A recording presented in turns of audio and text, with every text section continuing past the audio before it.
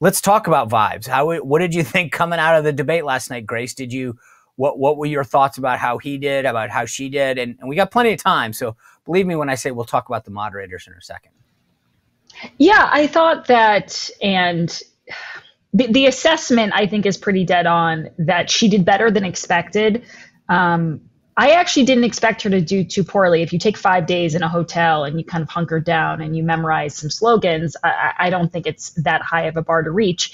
I think that Trump got baited more than I would have liked into certain conversations. But I will say this, I find it amazing how, and I think this is a strength of Republicans, conservatives can be so critical of ourselves. We really can be. I mean, I hear all these people saying everyone lives in a bubble. The bubble that I was in last night was conservatives kind of hitting the panic button and saying, this is terrible. He's awful.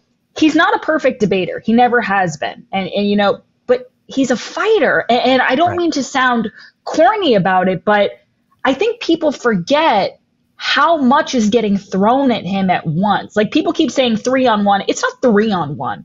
This is beyond 3-on-1. This is several different institutions, several different media conglomerates going after this guy, lying about this guy. And while, yeah, would I have done some things differently? I absolutely would have. Do I wish he could have stayed a little bit more focused on certain fronts? Sure, of course I do. But I'll be real with you. The level of frustrated I got from watching it, and I'm not even up on that stage, I think people have to give him a little bit more credit for handling all of that without losing it, because I was losing it sitting at home watching it. So that's what I'll say is I understand the assessments. I wish Republicans wouldn't be so doom and gloom about things, like because it's not just, and this is the last thing I'll say, it's not just that Republicans assess it honestly and do hit the panic button, and they get too high or they get too low depending on the day. But it's also, you look at the left and you go, they're not sitting around here giving it an honest critique. They're not saying, hey, she did better than expected. They're saying it was masterful. This was a moment that, like, so it's not like you have these people who are measured and they're giving their balanced approach to it. They're going all in. So I appreciate the assessment of Trump, and I think there's merit to what people are saying. But it's like, all right, let's not go too crazy on it being such a blowout. I don't believe that. And one other thing, sorry, I know, I'm sorry. I'm already, Sean, look at this. I'm already saying one more thing. I like it.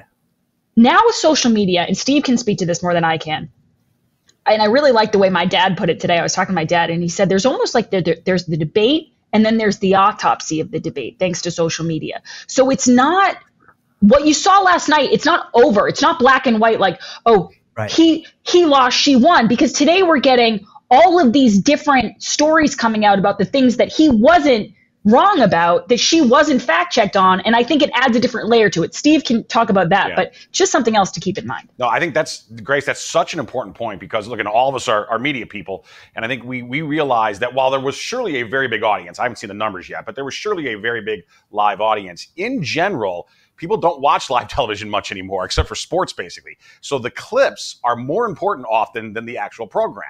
And the clips can last for days and days. They certainly last at least into the next day, depending on the news cycle, depending on how interesting and provocative they are. It can last for weeks afterwards. So I think you're exactly correct that we shouldn't, in other words, like whatever score was on the scoreboard at the end of the debate, and I'm not even sure what you would fairly put on there, is not necessarily the score that stays, because it can change in coming days. And also to your point, because I think this is really key, to judge Trump fairly and in context of the incoming flack that he has taken, that is absolutely unprecedented. As a matter of fact, speaking of my documentaries, my most recent one that is out is The Persecution of Trump. And I encourage people to please watch it. And I make the case that Trump is the most persecuted public figure in all of American history. And I think that is true based on the evidence. If you look at all of the propaganda against him, all of the sham legal cases against him, all of it leading to him actually being shot in the head, I believe he's the most persecuted public figure in American history. And if you view him in that context, I think you need to grade him a little bit differently regarding his performance last night, which I think, by the way, was very, very good. Now, could it have been better? Of course. For example, I wish his closing statement, which I think was absolutely excellent and compelling, I wish that had been the opening statement. Yes, okay? yes, 100%. I don't know how many people were watching and paying attention by the end. That's my worry, right? So she just started by saying she's going to do this, she's going to do that, she's going to do all these wonderful things. Why hasn't she done it? She's been there for 3.5 years. They've had 3.5 years to fix the border. They've had 3.5 years to create jobs and all the things we talked about. Why hasn't she done it? She should leave right now, go down to that beautiful White House, go to the Capitol, get everyone together and do the things you want to do, but you haven't done it and you won't do it. That's your clip point. I'm hoping that gets clipped. I said that after the debate last night. It was simpatico on that, bro, because I was sitting there saying, this is what you should have opened with. Yes. So let me just give you since we're in a sports metaphor, clearly, as Grace was talking, I kept thinking about this. Like, we are Sports Center right now. We're stopping the clips after the game and like, okay, look at his knee. He could have, if he had pivoted right, he could have gotten an extra 5 yards, right? That's what we're doing. And I hope people understand that are watching, right? This is Sports Center now for politics. That we are stopping and watching the tape and saying, hey, I always tell people, listen, and you heard it at the beginning, and I am a huge Patriots fan. I don't like the Jets. I mean, detest them. That being said, I think I'm an objective enough of a fan that I could say, wow, they had a good game. That doesn't mean I'm rooting for them. That doesn't mean that I want them. But if they were, playing another team, I could say, wow, I actually thought their offense was good or their defense came up better. That doesn't mean you're rooting for them. I think you can objectively be a fan and look at another team. And so here's my 2 cents. I thought to your point, Steve, and to your point, Grace, like we are being over analytical. We're holding him to, it's like, it wasn't 3-on-1. And when you said that, Grace, I wrote it down because I thought to myself, you're right. It was 3-on-1 on stage, but behind stage was Kamala Harris's best friend, the head of Disney, the head of ABC News, that was like, here's the question, here's the topic, here's whatever. This wasn't, it was the director with the angle. Somebody else asked me like, hey, look at the angles they're shooting at Trump versus him. I talked about this before. The optics matter. They let her have the little podium. She didn't have the same size podium. They did so many things, and that's not like there were so many things to optically make her look better, right? So it wasn't, and I'm glad you made the point. It wasn't 3-on-1. It was like 3,000-on-1. There were a lot of people behind David Muir and Lindsey Davis that were like, hey, we're going to help you, right? We're going to make sure that you do this. I do think, that being said, there were some missed opportunities, and I just want to be blunt because I want him to do better. I want him to win. And when you love somebody, it's like when my kid comes home and has a bad test, I'm not being critical. I'll say, hey, okay, why did we miss this one? Okay, because I know why you chose A and not B, but if you had slowed down a little, maybe you could have understood. The question was sort of a trick question, right? They were trying to get you to understand, blah, blah, blah, blah. And that was what the goal was. I think when she came out of the gate, first question, and got asked, are you better off 4 years ago? David Muir said, can you answer that question? And she went off about my passion is small business, even though I've never actually worked in the private sector. And I'm going to go off on this meandering word salad. I would have said, if I were Trump, right afterwards, David, she didn't answer the question, so let me do it. You aren't better off 4 years ago, from 4 years ago. I had a better 4 years. Here are the reasons why that my record is better than hers. She won't answer the question because she knows the answer, and da-da-da. And by the way, passion, small business may be a passion of hers. She's never worked for one. She's never signed both sides of a check. I have. I know what it's like. So these fake policies that she's cribbed from Biden's website, I don't have to fake them. I know what works. I know what works in business. I know how to create jobs. And I mean, like, he could have just from the get-go, I think, destroyed her on that alone. Again, there are a lot of great lines. We can talk about them. But I want people to understand, I think we could, there could have been a little bit more. Okay. I want to play you guys a clip. We have a mutual friend in all of us, Tim Murtaugh. He's appeared on the show a bunch. He's now a senior advisor for him. I want you to show how he answered this question, because I really thought to myself, this is how you answer a question from the way that the media frames it. Let's see if we can pull that out. Trump has been saying on Truth Social just yesterday or a couple days ago that he wants to prosecute people that are acting nefariously in the election, already casting doubt about this election and still refusing to accept the results of the last election. Why? Well, I mean, first of all, the premise of that question sort of presupposes that certain people are okay with people breaking election law. And I don't really think that's the case. If people break election law, they should be prosecuted. I don't think there's anything wrong with that. They are prosecuted. Certainly. So why is this such a controversial thing? It's something that we should all agree on. But talking about extending it to legal, other legal teams, to donors, it suggested the idea of prosecuting political opponents. If you're going to ask a question about someone prosecuting political opponents and don't mention that Joe Biden and Kamala Harris's Department of Justice are currently, at this moment, prosecuting Donald Trump, then it's not an honest and forthright conversation. They are currently, Joe Biden and Kamala Harris and the Department of Justice are currently engaged in a prosecution that could end up with them trying to sentence Donald Trump to jail. The way you ask that question, it's though that's not even happening, but it is happening. I want to, okay, so what I love about the way that Tim answers both of these questions is he goes after the question itself, and I think too often we take the bait. I love the first one, which is, so let's just be clear. Donald Trump said, I just want to make sure that everyone gets this, and this is what I thought he did masterfully. If you break the law, we'll prosecute you. And she's just like, do you think that sends the wrong message? Wait, the wrong message? What? He was like, so let me get this straight. Then she goes, well, they are being prosecuted, which is not entirely true. But again, he goes back to, okay, so what's the problem then? You object to prosecuting people who break the law? I think that clip exemplifies how we need to start going back at these guys. Like the premise of the question is so nuts sometimes because they want to get them.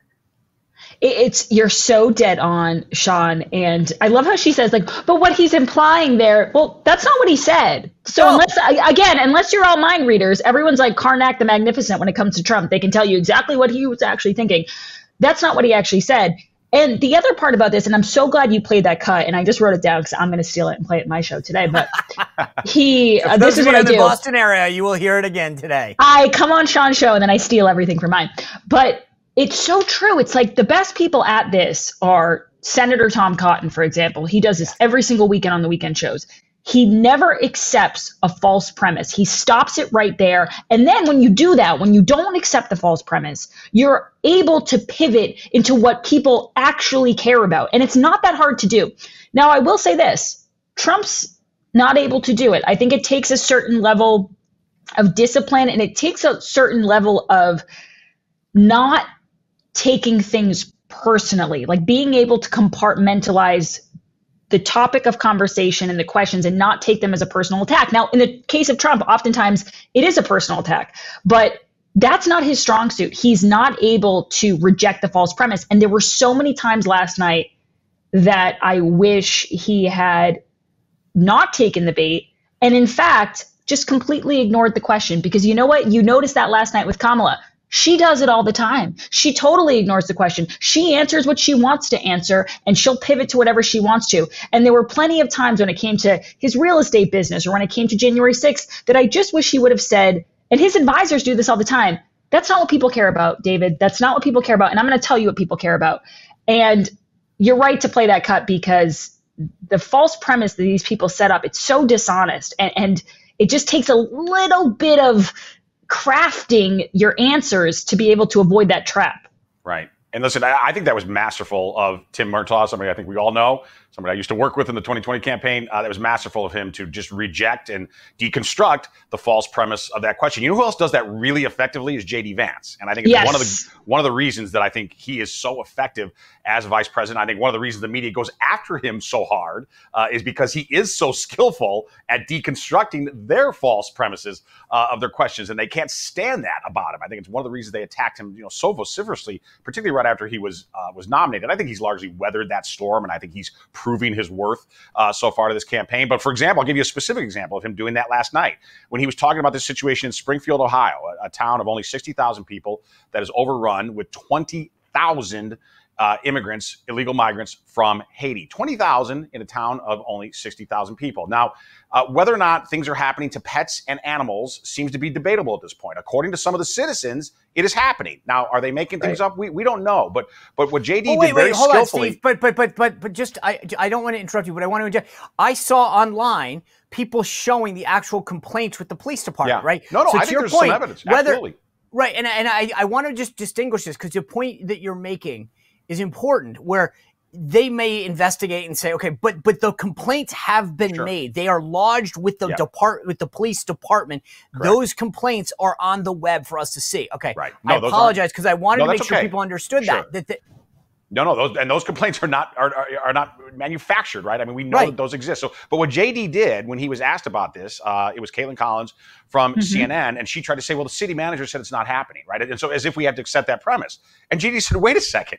The city manager, number one, could be wrong. Number two, the city manager only said, we don't have information that it's happening. Right. That doesn't mean that it's not happening. Okay. And JD then also pivoted, and he said, the bigger point here is, okay, let's say the animals are fine. This is still a massive problem, what's going on in Springfield, Ohio. It's wrong that we are doing that to the citizens of his constituents in Ohio. Wait. This is the one, I'm sorry, and this is the one thing that got me pissed off last night.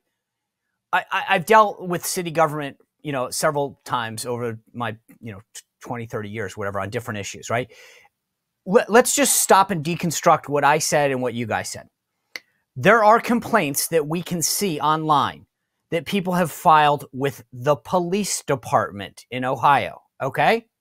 The police department. And what's the answer of CNN and ABC? We called the town manager. Oh, okay. Do you think the town manager is gets every police report that comes? I mean, are you kidding me? What town do you live in? Unless that it's the Dukes of Hazzard where Boss Hogg is also the manager. I mean, and he's not, by the way, because I did watch. But my point is, that that's the dumbest. You're gaslighting the American people. Right. It's like saying there's no he has no report of a building code violation. He's the town manager, and it's like that. So it is amazing the extent to which they went out of their way to fact check a guy using false information. Right. But these reports exist. They're not, to your point, Steve. It's a different subject whether or not when they're investigated, whether it was entirely true or not, but they do exist. Right. And this is where they gaslight us. Yeah. And JD didn't fall for it, thankfully. And he also, I agree totally with Grace. I think Senator Cotton's amazing at it, maybe the best in politics at that deconstruction of false premises. But JD's pretty darn good, too. And I think getting better all the time. And I think will be valuable now into this closing stretch of the campaign, particularly if there are no more debates. There's one with him, right? Yeah, I was going to say, but his debate is something I'm really looking forward to. That's going to be October 1st. And I think, when you put his intellect up against Tim Walz, I mean, it is going to look like a giant beating on a dwarf. I mean, I really believe that because JD's just at an entirely different level of intellect, persuasion, eloquence, and that is going to be a heck of a debate to watch. I hope it gets a big audience. Well, if you enjoyed this content, make sure to like this video, subscribe, and click the notification bell to get more.